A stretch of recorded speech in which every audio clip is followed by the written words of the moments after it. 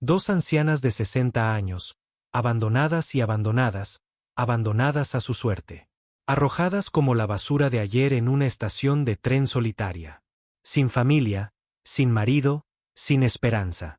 Pero cuando un vaquero tropezó con su cuerpo sin vida, un sonido surgió del silencio que le heló la sangre.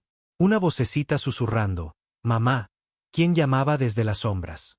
¿Y por qué esta mujer fue abandonada a morir con un secreto que podría incendiar todo el pueblo? Whitmore lo había apostado todo a una última oportunidad en el amor, la pensión de su difunto esposo, su único vestido bueno y 60 años de dignidad ganada con esfuerzo. Lo que no sabía era que este viaje sería su tumba o el comienzo de una lucha que cambiaría vidas para siempre. El tren había partido hacía 2 horas. El humo se había disipado hacía rato, pero el olor a acero y aceite caliente aún persistía en el viejo andén de madera. El viento silbaba suavemente, como si también lo hubieran dejado atrás. Evelyn Whitmore yacía desplomada al borde de la estación, con las manos pálidas aún aferradas a la correa de cuero de su maleta agrietada. Su vestido de novia, de encaje amarillento y puntadas caseras, estaba roto en el dobladillo y manchado de polvo. El viento había desprendido su velo, cayendo en un charco cerca de las vías.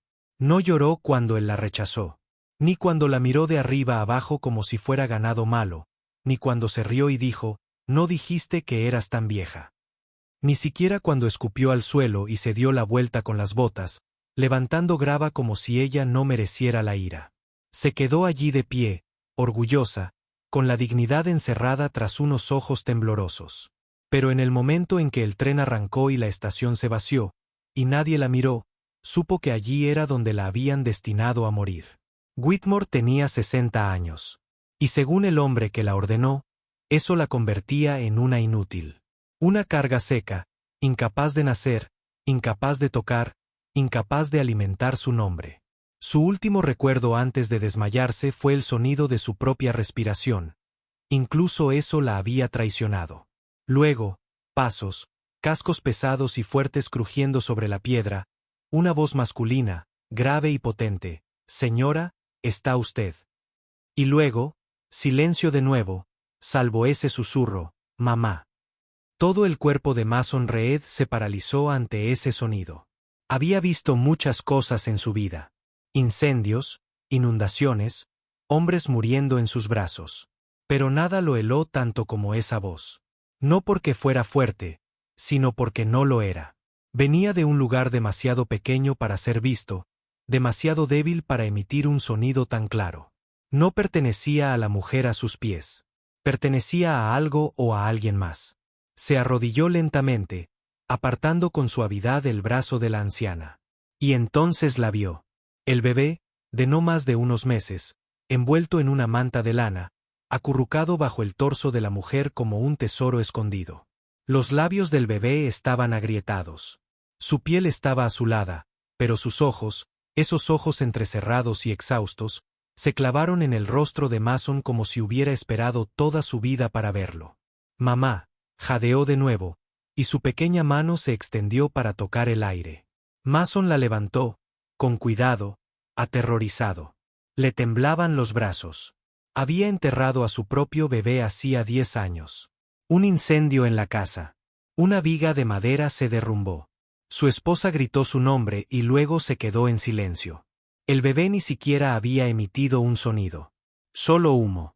Solo quietud. Y ahora esto. Este niño llamando a una madre que no respiraba. «No», murmuró. «Hoy no». Levantó también a la anciana, sus huesos ingrávidos como el papel en sus brazos, su cabeza hacia atrás, su pulso palpitando bajo su pulgar. Aún con vida, Mason los colocó a ambos sobre la silla y se subió detrás. Trueno, su caballo, resopló y se movió por el peso extra, pero Mason clavó los talones y susurró, «Vamos». Cabalgaron como si el viento los persiguiera. El polvo explotó bajo los cascos. El pueblo apareció a la vista. Edificios de madera erguidos como oraciones olvidadas. La gente se giró para mirarlo mientras galopaba por la calle principal. No miró, los miró con indiferencia, sin importarle. No se detuvo hasta llegar a la oficina del Dr. Stone y abrió la puerta de golpe con el hombro. «¡Ayuda!», gritó. Necesito ayuda ya. El doctor Michael Stone, un médico de guerra de cabello plateado convertido en médico de un pequeño pueblo, apareció con las mangas arremangadas y los ojos como platos. Mason acostó primero al bebé, luego a la mujer. El doctor Stone se desanimó. ¿Qué demonios? Lo encontraron en la estación, dijo Mason, jadeando. La dejaron morir. El bebé la llamó mamá. Stone agarró su estetoscopio. Está en shock. Hambrienta. El bebé está peor. Mason retrocedió solo cuando Grace Harper empujó la puerta. Grace había sido maestra de escuela desde antes de que se agotaran las minas. Viuda, sin hijos, una mujer que llevaba la bondad como un arma invencible. Se quedó paralizada al ver al bebé. Luego movió mantas, agua tibia. No hizo preguntas. Simplemente sostuvo al bebé contra su pecho y susurró: «Está bien, pequeño. Ya no estás sola». Mason observaba, en silencio, observaba cómo parpadeaban los ojos de la bebé. La observaba respirar más hondo. Observaba cómo temblaba la mano de Grace cuando la bebé extendió la mano y la agarró del collar. Dejó de llorar. El doctor Stone levantó la vista. Necesita descansar. Una cama de verdad. Fórmula cada 2 horas. Calor. No va a volver a esa plataforma, dijo Mason con voz firme. Grace lo miró. La mujer tampoco. Mason apretó la mandíbula. ¿Qué se supone que debo hacer? Construir una habitación infantil en el porche. Me llevaré a la bebé esta noche, dijo Grace. Pero esa mujer sabe algo. Esa niña no era suya. Mason. ¿Viste su edad? ¿Esa niña? Estaba protegiendo el secreto de otra persona. Mason miró fijamente la pared como si ésta pudiera responder por él. El doctor Stone añadió: si eso es cierto, alguien va a venir a buscarla. Ese bebé tiene sangre en alguna parte, y apostaría cada diente que tengo a que es sangre rica. El silencio cayó como una manta. Mason finalmente habló. Entonces más nos valía estar listos. Llegó la noche. Whitmore abrió los ojos en una habitación que no reconoció. Sábanas limpias, un reloj en marcha. Mason estaba sentado a su lado, con los brazos cruzados, el rostro indescifrable. «No estás muerta», dijo con claridad. Parpadeó. «¿El bebé?», preguntó. «Con una mujer llamada Grace», respondió Mason. «Respiración segura». Whitmore cerró los ojos. Una lágrima resbaló por su mejilla. «¿Quieres decirme de quién es ese bebé?», preguntó Mason. «Porque si alguien los echó a ambos, voy a necesitar un nombre». Tosió, tragó saliva. Su voz era tenue. «Se llama Ope». «Eso no es lo que pregunté. No conozco a sus padres». «Estaba en el tren. La dejaron en una cesta a mi lado, llorando con una nota que decía solo una palabra. Olvídalo». No pude. La sostuve. La alimenté con lo que tenía. Y cuando llegamos a la comisaría, me quedé esperando, pero nadie regresó. Mason frunció el ceño. «Así que la abandonaron». «No», dijo Whitmore. «La escondieron y confiaron en mí para que la cuidara. Pero solo soy vieja». «No eres nada», dijo Mason. «Esa niña sigue viva gracias a ti». Whitmore parpadeó, atónita. Y entonces hizo algo que no había hecho en años. Sonrió. Era poco después de medianoche cuando llamaron a la puerta. Grace se quedó paralizada en su mecedora, con la bebé dormida sobre su pecho, respirando con normalidad. El fuego se había apagado, proyectando sombras sobre el suelo de madera. No se movió. Al principio no. Otro golpe. Más lento, más pesado, tranquilo, decidido. Apretó el agarre alrededor de la niña. Ope gimió en sueños, con una mano contra la clavícula de Grace. Grace se levantó, se dirigió suavemente a la puerta y susurró sin girar la cabeza. «¿Quién anda ahí?» «Sheriff», fue la respuesta en voz baja. «Abre». La abrió apenas un poco. El sheriff Williams estaba bajo la luz del porche, con el rostro delineado por la preocupación. Ni rabia, ni sospecha. «¿Te lo contó Mason?», preguntó con dulzura. «¿Decirme qué?». Miró por encima del hombro de ella y vio a la bebé. Su mano cayó al cinturón, no a la pistola, simplemente descansando. Tenemos una visita en la ciudad esta noche. Un hombre en una diligencia negra, vestido como si fuera el dueño de medio condado. Pregunta si alguien ha encontrado a una niña recientemente. Grace sintió que se le encogía el corazón. Su voz se volvió fría. ¿Dijiste que sí? No dije nada, respondió el sheriff. Técnicamente, no la he encontrado. ¿Tú sí? Su agarre se apretó. Él cambió de postura. Grace, ofrecen una recompensa de $1000 por información. Esa cantidad de dinero no es para una niña perdida. Es dinero para silenciar disfrazado de bondad. Grace miró a la bebé. Los labios de Hope se movieron alrededor de su pulgar mientras chupaba suavemente, aún dormida. Parecía tranquila. No va a volver, dijo Grace en voz baja. No me importa quien pregunte. El sheriff asintió. Eso es entre tú, Mason, y el señor. Pero pensé que merecías la advertencia. Alguien poderoso quiere que esto termine. Sea lo que sea, regresó a la oscuridad. Por la mañana, los susurros habían llegado a cada rincón del pueblo. Mason estaba sentado afuera de la tienda de alimentos cuando María González se le acercó. Miró por encima del hombro antes de sentarse a su lado en el banco. Su delantal todavía estaba manchado de galletas de desayuno. Su voz temblaba. No puedo quedarme mucho tiempo, dijo, pero necesito decirle a alguien antes de que vengan a buscarme. Mason se inclinó hacia adelante, con los codos sobre las rodillas. Adelante, María tragó saliva. Trabajo en la casa del alcalde. 15 años. Lo he visto todo. He escuchado cosas que nadie debería. No dijo nada, pero sus ojos le dijeron que continuara. La hija del alcalde, Rebecca, desapareció hace 6 meses, dijo que estaba visitando a la familia. Eso es lo que le dijeron a la gente. Pero no se había ido a la escuela ni de viaje. La enviaron lejos. Embarazada. Mason se congeló. La voz de María bajó más grave. Dio a luz en secreto.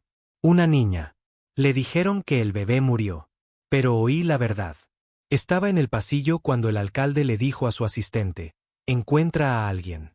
Deshazte de él. Mason apretó la mandíbula con tanta fuerza que le dolió. A María se le llenaron los ojos de lágrimas. Le pagaron a un hombre. Creo que entró en pánico y entregó al bebé. Quizás no pudo hacerlo. Pero ahora les preocupa que alguien la haya encontrado. Por eso está aquí. No busca a su nieto. Busca su error. Se levantó y se alejó, con manos temblorosas. Tenga cuidado, señor Reed. Tiene algo poderoso en las manos, y al poder no le gusta la vergüenza. Mason no se movió durante 1 minuto. Luego montó en su caballo y fue directo a casa de Grace.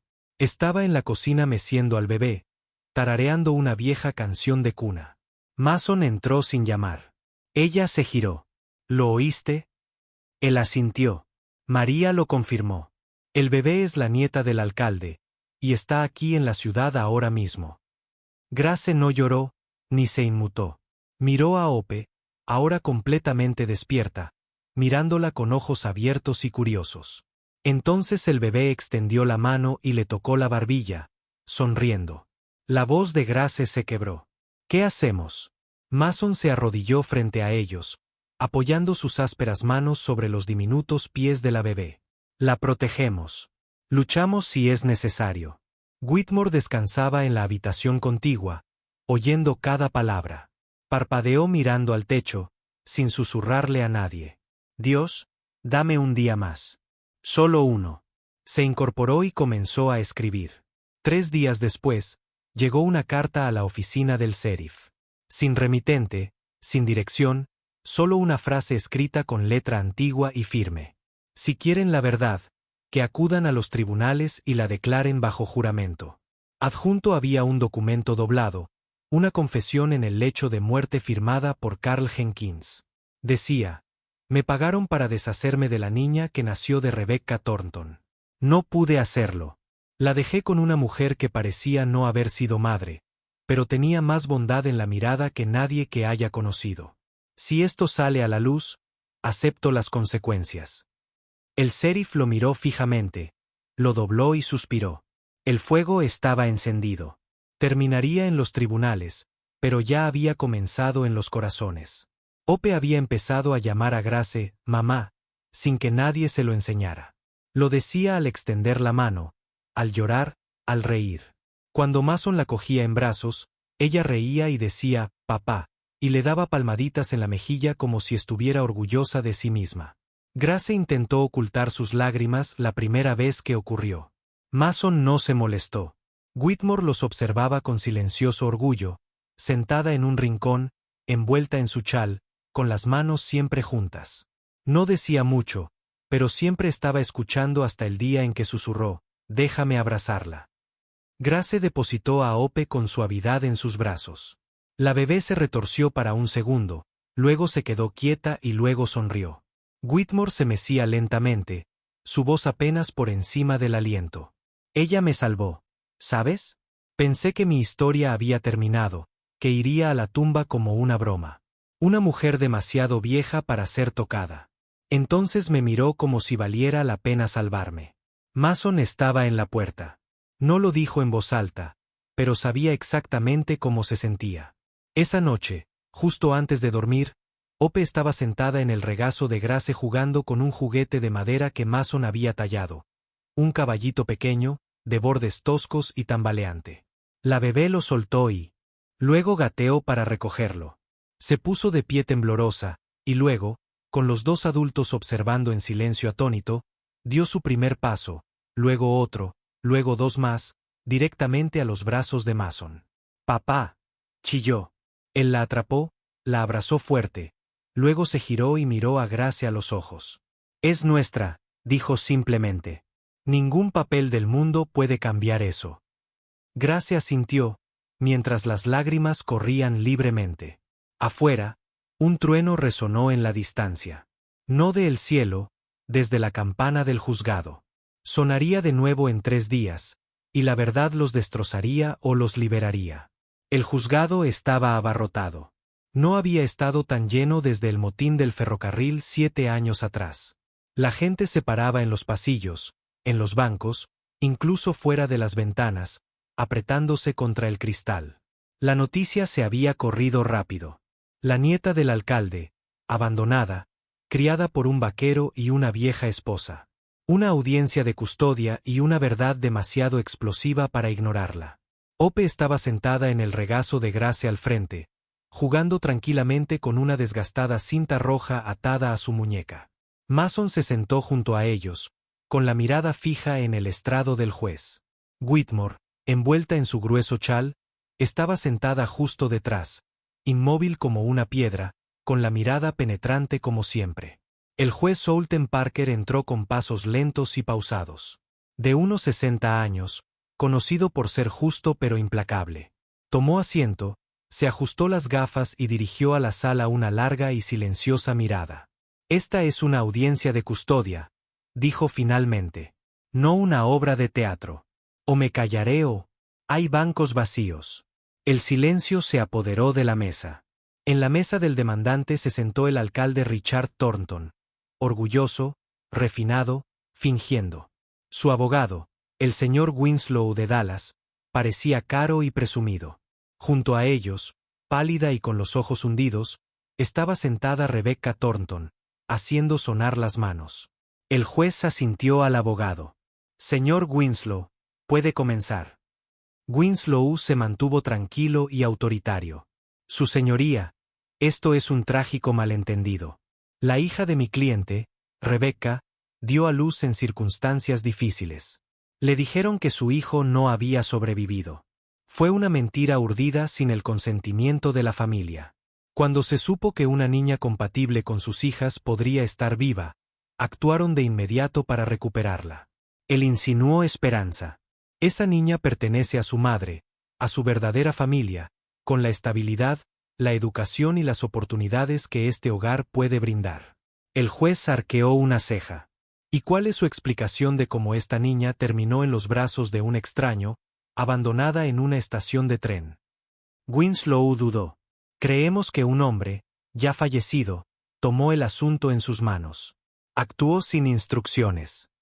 El juez Parker parpadeó lentamente. Ya veo.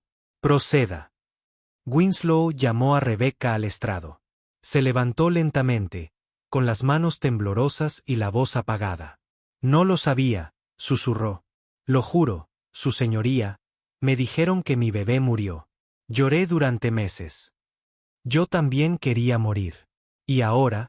Preguntó el juez con dulzura. La quiero de vuelta. Quiero ser su madre. Tom Bradley, el único abogado local del pueblo, humilde, mal pagado, pero con principios, se levantó para el interrogatorio. Señorita Thornton, dijo amablemente, ¿cuántas veces ha visto a su hija desde que supo que estaba viva? Bajó la mirada. Esta es la segunda. Tom asintió. Y cuando intentó abrazarla, ¿qué pasó? Rebecca tragó saliva. Lloró. Quería clemencia. La sala del tribunal se estremeció por la emoción. Tom se giró. Me gustaría llamar a Mason Reed. Mason se mantuvo erguido y firme. Sus botas resonaron al caminar. Prestó juramento y miró al juez directamente a los ojos. Encontré a esa bebé medio muerta, dijo. No estaba con una enfermera ni en una carreta. Estaba arropada bajo una mujer abandonada a su suerte. Esa niña no fue encontrada. La desecharon. ¿Y qué derecho tiene sobre ella?, preguntó el juez. La voz de Mason se tensó. No tengo papeles. No tengo riquezas. Pero tengo esto. Miró a Hope. Me llama papá. Corre hacia mí cuando tiene miedo. Me sostiene la camisa cuando está enferma. Le he cambiado todos los pañales. Me he quedado despierto todas las noches. La he amado con todo lo que me queda. El amor no necesita permiso, su señoría. Y no necesita sangre. Tom retrocedió. No más preguntas. La sala se llenó de jadeos cuando llamaron a Grace. Llevó a Hope al estrado. La bebé se aferró a su cuello, tranquila y feliz. La voz de Grace se quebró desde la primera palabra. Nunca tuve hijos. Perdí a mi esposo en las minas. Pensé que ese era el final de mi historia. Miró a Hope, que ahora jugaba con su collar. Pero entonces esta niña vino a mis brazos y me llamó mamá. Y de repente, tuve una razón para volver a respirar. Se giró hacia Rebecca. Y no quiero robártela. Nunca lo hice. Pero ella no te conoce. Nos conoce a nosotros y arrebatársela ahora la destruiría. Entonces Whitmore se puso de pie. No esperó a que la llamaran. Dio un paso al frente, frágil pero firme, y dijo, «Puedo hablar». El juez asintió lentamente. Whitmore miró hacia la sala. Su voz tembló, pero sus palabras fueron tajantes. Dijeron que era demasiado vieja para importar, que mi historia estaba acabada. Pero cuando me pusieron a ese bebé en brazos en el andén del tren, supe que no. Sabía que Dios había reservado mi último aliento para algo. Levantó una carta. Esta es la confesión del hombre que se llevó a Hope, al que le pagaron para hacerla desaparecer. Él no lo hizo. Yo sí. La sala se quedó sin aliento. La hice desaparecer para ponerla a salvo. La protegí y lo volvería a hacer porque la familia no es quien te creó, es quien te salva. El juez Parker permaneció inmóvil un buen rato. Luego juntó las manos y miró a Hope, ahora acurrucada contra el pecho de Grace. Habló en voz baja. He leído los periódicos. He oído historias. He visto a una niña llamar mamá y papá a desconocidos mientras se escondía de sus congéneres. Hizo una pausa. Este tribunal dictamina que la niña, legalmente conocida como Hope, permanecerá bajo la custodia de Mason Reed y Grace Harper. La sala estalló. Algunos lloraron. Otros vitorearon. Otros simplemente contuvieron la respiración y la soltaron por primera vez. El alcalde Thornton se puso rojo de vergüenza. Esto es indignante. El juez Parker aporreó el garrote. Silenciaste a tu propia hija. Intentaste borrar a una niña. Este tribunal no es tuyo para comprar. Rebecca no discutió. Solo lloró. Y luego se acercó lentamente a Grace. ¿Puedo despedirme?, preguntó. Grace dudó y asintió. Rebecca besó la mejilla de Hope. Susurró algo que solo la bebé oyó y luego miró a Mason. Gracias, dijo. Por amarla. La voz de Mason era suave. Puedes visitarla si quieres. Nunca le mentiremos. Ella sabrá quién eres. Rebecca asintió. 6 meses después, todo el pueblo se reunió para una boda. Se celebró bajo el gran roble detrás de la iglesia. Whitmore acompañó a Grace al altar. Mason, erguido con una camisa limpia, sonreía como un hombre que había encontrado un hogar. Hope se paseaba entre ellos como la niña de las flores, lanzando pétalos boca abajo, riendo todo el camino. Cuando el predicador preguntó si alguien se oponía, Hope aplaudió y gritó, «Mamá, papá». Todos rieron. Todos lloraron. La mujer que había sido demasiado mayor para importar ahora sostenía a la niña que no había sido deseada. Y a su lado estaba el hombre que una vez creyó que nunca volvería a amar. No eran solo una familia. Eran la prueba de que el mundo puede ser cruel. Pero el amor aún puede triunfar. Chicos, si esta historia los conmovió, si les tocó el corazón, no olviden suscribirse a nuestro canal y activar la campanita de notificaciones para no perderse ninguna historia como esta. Estamos creando un hogar para historias poderosas, emotivas y realistas que nos recuerdan que el amor, la dignidad y la esperanza aún importan. Así que, suscríbete ahora, activa la campanita y únete a la familia. Tenemos más historias que te acompañarán mucho después de que aparezcan los créditos finales.